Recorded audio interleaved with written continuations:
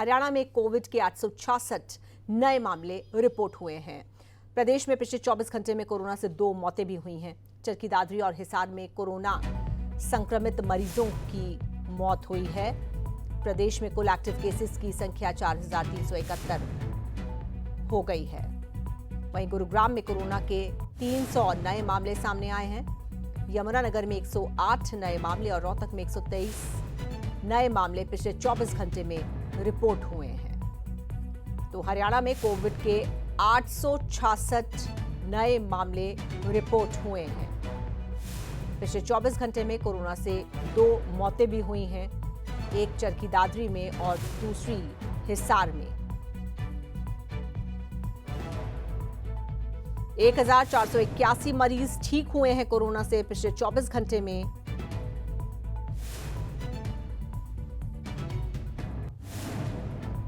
और हरियाणा में 24 घंटे में कोरोना से 2 मौतें हो गई।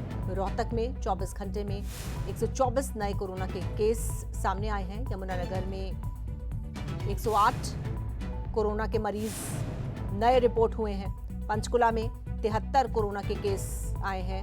फरीदाबाद में पिछले 24 घंटे में 56 कोविड पॉजिटिव मरीज सामने आए हैं। तो हरियाणा में पिछले 24 घंटे में कोरोना से 2 मौतें और अलग अलग जगहों की अगर हम बात करें तो रोहतक में 124 नए मामले रिपोर्ट हुए हैं। यमुनानगर में 108 नए मामले, पंचकुला में 73 कोरोना के केसेस और फरीदाबाद में पिछले 24 घंटे में 56 कोविड पॉजिटिव मरीज सामने आए हैं।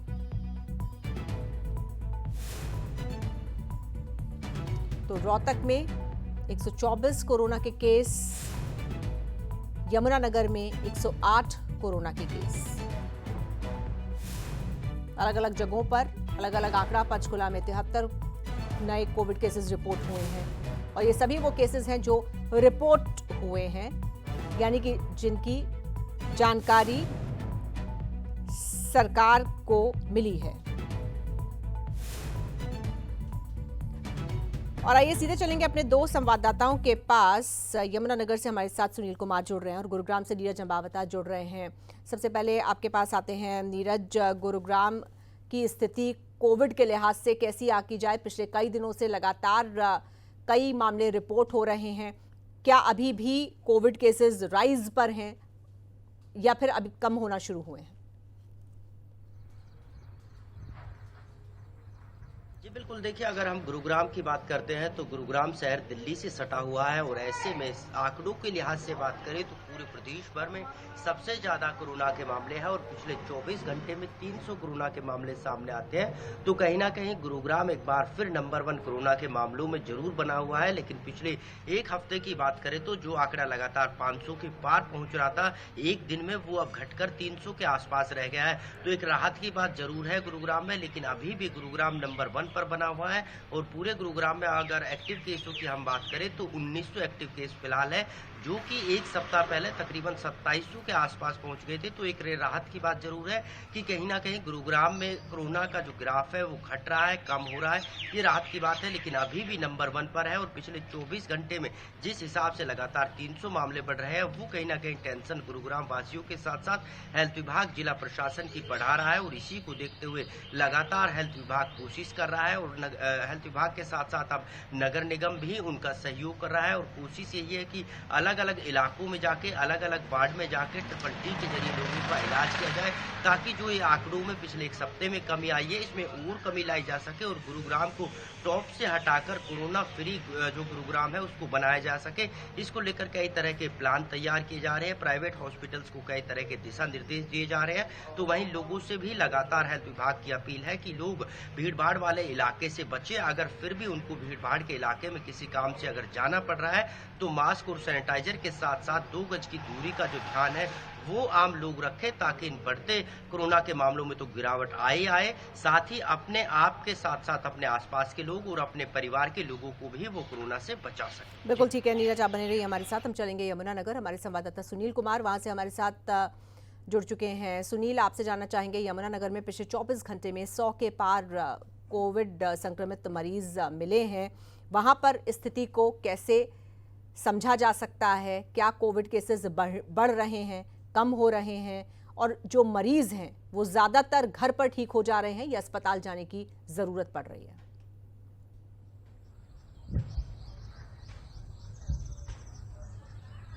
जी जीता बता दूं, पिछले 24 घंटे में यहाँ पर 108 नए मामले सामने आए हैं, जिसके चलते जो है कोरोना ग्राफ बढ़कर 124 पर पहुंच चुका है। बीते कल की बात करें तो यहाँ पर 94 मामले सामने आए थे। लगातार यहाँ पर 100 के करीब जो है रोजाना नए मामले सामने आ रहे हैं। बात करें तो स्वास्थ्य विभाग ने जिस तरह से सबसे पहले इस लहर की बात करें तो सबसे पहले यमुनानगर में ही एक महिला की जो है यमुनानगर की जो पीजीआई में मौत हुई थी। हालांकि स्वास्थ्य विभाग ने कहा था कि उसकी दमे की वजह से मौत हुई है और कोरोना के संक्रमण उसमें पाए गए थे, लेकिन उसके बाद एहतियात बरते गए और लगातार टेस्टिंग बढ़ाई गई। जिस तरह से टेस्टिंग बढ़ाई गई है उसी तरह से जो है मामले कहीं ना कहीं ज्यादा निकल कर सामने आ रहे हैं। वही बात करें एहतियात की तो लगातार जो है स्वास्थ्य विभाग अलर्ट पर है और जिस तरह से आपने बात की कि जो ज्यादातर लोग हैं वो होम आइसोलेशन में ही हैं। जो 124 मामले हैं उनमें से 117 जो लोग हैं वो होम आइसोलेशन में हैं और 7 लोग जो है अलग अलग अस्पतालों में भर्ती हैं, जिनमें से लगातार जो है होम आइसोलेशन में जो लोग हैं वो लगातार ठीक हो रहे हैं।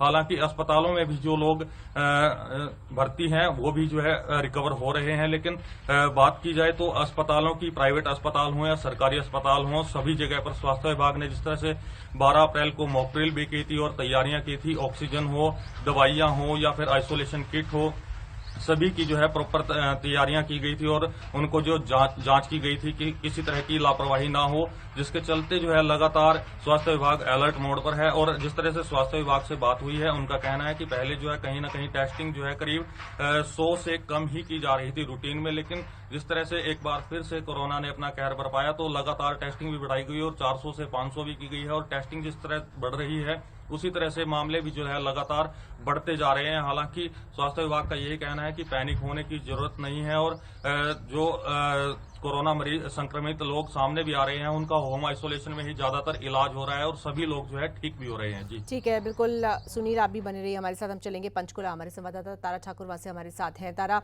पंचकुला में अगर हम कोरोना के ग्राफ को देखें तो क्या कहा जा सकता है, यहाँ पर नए मामलों की स्थिति क्या है?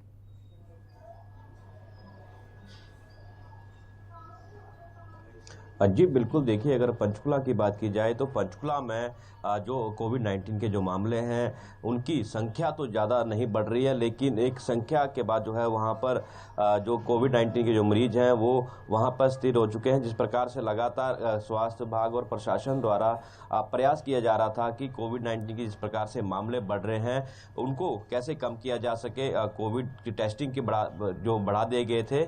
और अब बात की जाए तो पंचकुला में पिछले 24 घंटे के दौरान 83 नए मामले आए हैं।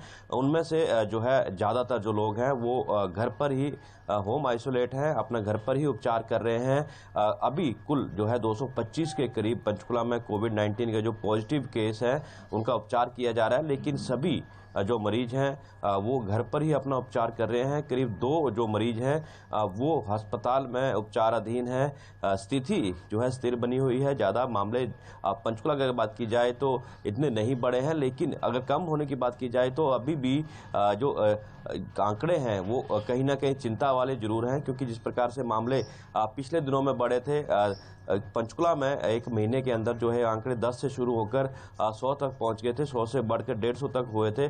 तो अब जो है आंकड़ा जो है 80-70 के करीब जो है पहुंचा है, लेकिन फिर भी कहीं ना कहीं और जो इम्प्रूवमेंट करने की यहाँ पर जरूरत है। स्वास्थ्य विभाग को और प्रयास करने की जरूरत है।